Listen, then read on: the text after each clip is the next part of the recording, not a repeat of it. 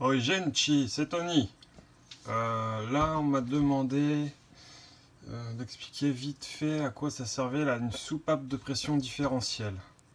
Ou un clapet différentiel, ou comme tu veux, là, ça est écrit soupape de pression différentielle de décharge. Donc souvent, ça ressemble à ça.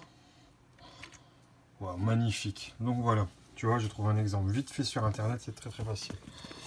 Là, tu as ta source d'eau chaude, de chauffage, radiateur. Donc tu vois, hop. L'eau chaude, elle part dans tes radiateurs. Tac, tac, tac, ça chauffe et elle revient, c'est le bleu. Ce qui se passe, si ta chaudière, par exemple, elle est en manuel, tu lui demandes de chauffer de l'eau tout le temps à 55. Elle va être bête et disciplinée, elle va chauffer de l'eau tout le temps. Mais si tu as des vannes thermostatiques partout, dès qu'il fait chaud dans tes pièces, lui va se fermer. Donc l'eau, elle ne pourra plus circuler là. Donc elle continue, elle vient là. Si lui, ça se ferme aussi et le troisième se ferme, au fait, l'eau, elle va venir là, elle va être bloquée par les vannes, elle ne pourra plus circuler. Ça va forcer sur ta pompe, ça va abîmer ton truc. Donc ce qu'on fait, quand on fait une installation super sérieuse, on met cette soupape différentielle.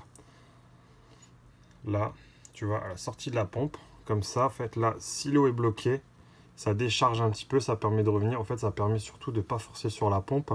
Et à un moment donné, en fait, ta chaudière, elle va détecter que ta température de départ et ta température de retour sont identiques.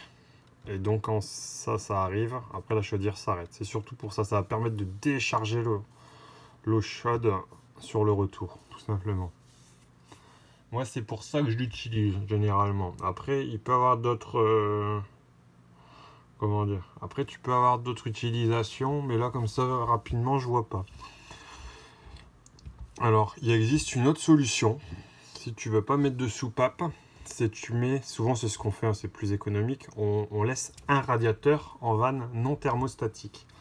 Donc on le met en manuel, on dit au client de jamais toucher. Et généralement, moi, quand c'est un radiateur comme ça, je mets même pas une vanne manuelle, je mets un T de réglage en haut, un T de réglage en bas, et je règle avec une BTR et puis on n'en parle plus, comme ça il n'y a personne qui peut toucher. Et au fait, ça veut dire que dès que le chauffage va se mettre en route, ça va toujours circuler au moins par ce radiateur. Du coup, en fait, au lieu de régler ça, on vient régler sur 2 T de réglage. Et comme ça, en fait, tu as toujours de l'eau ici qui va tourner dans ton circuit. Souvent, on met ça sur un sèche-serviette dans une salle de bain ou un petit radiateur dans un couloir. Comme ça casse le froid et c'est bien pratique.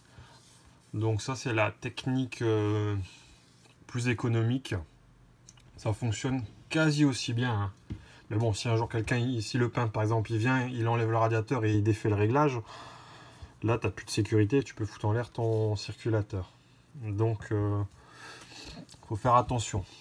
Donc voilà, ça c'était pour la soupape différentielle. D'ailleurs, tu vois, on va même lire un petit peu. La soupape placée après la pompe et en dérivation de l'ensemble des radiateurs s'ouvrira automatiquement et progressivement à la fermeture des robinets thermostatiques. Ceci permet d'obtenir une perte de charge du réseau, delta P constante et donc un débit constant sur la pompe. Tout simplement. Donc tu vois, là, je viens de me rappeler d'un truc.